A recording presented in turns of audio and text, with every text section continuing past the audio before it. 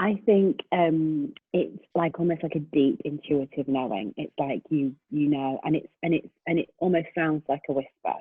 So part of it is learning to, like I say, trust and start to make decisions with, you know, your gut and your intuitive intelligence, not just the intellectual intelligence.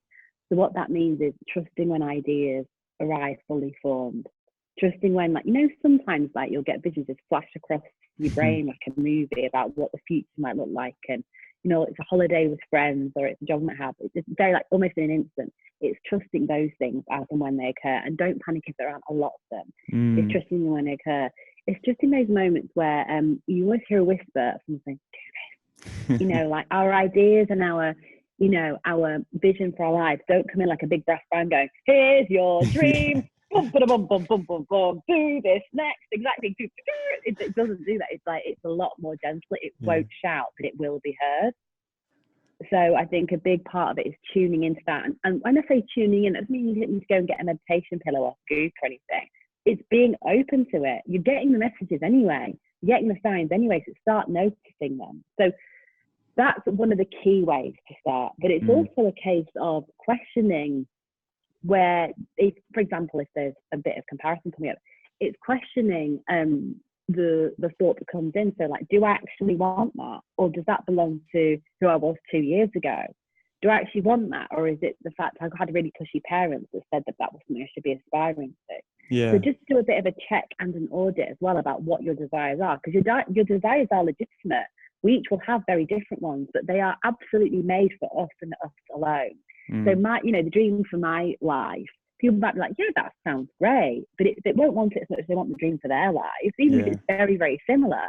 You know, it's like these desires are really given to us, and it's for us to act on them ultimately. But I think rather than thinking after that big gestures and massive breakthroughs, although you might experience both of those, by the way, which is totally cool. For me, arriving at who you are is a big part of remembering who you are, remembering what you want, being really honest about really what you want and who you're here to be in the world.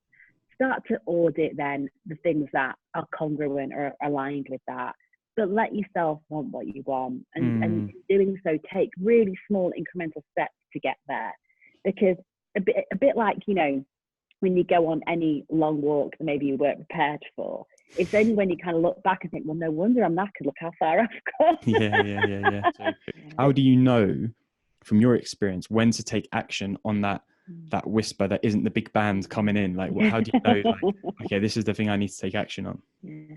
Well, I think when it's the whisper, it's especially accurate, because it's like the whisper's just for you. It's like that message, that information is just for you. What you don't have to do, again, is like make it rushed or dramatic. It's about, if you've had the thought, it's like, what's the next right step? You don't have to have the whole plan or have like a really complicated goal spreadsheet. I will ask myself that several times a day. What's the next right step? What's the next right step? Because I'm very vision focused. And what that means is not grandiose. It's just how I look at my life. I'm very excited about the future, but where I'll sometimes struggle is working back from there. And then I can get a bit obsessed with, well, what are all the steps? Like, it doesn't matter. Like, what's the next right step? For me, the vision, I'm so clear on what my desires are, my goals, what I want my life to look like, and, you know, how that will, you know, be, that it's kind of like, that's done. Like, that's sorted, that's clear. So what do I do next? And then that's where that magic question of like, well, what's my next right step? It might be, why do I feel like I want to WhatsApp that person? Like, okay, here I am, I'm WhatsApping them, you know, and there's a lot to be said for that. Yeah, I think it's true. It's like I said, for me, it's always been a distinction between thoughts and reality. And like, your thoughts are the thing that stop you seeing the reality in the situation and the clarity in it. True. And I think it's understanding where you place yourself in between the two. And it's like, it's tapping into that intuition and that little voice, isn't it? Totally. But with an eye on time, because I know you've got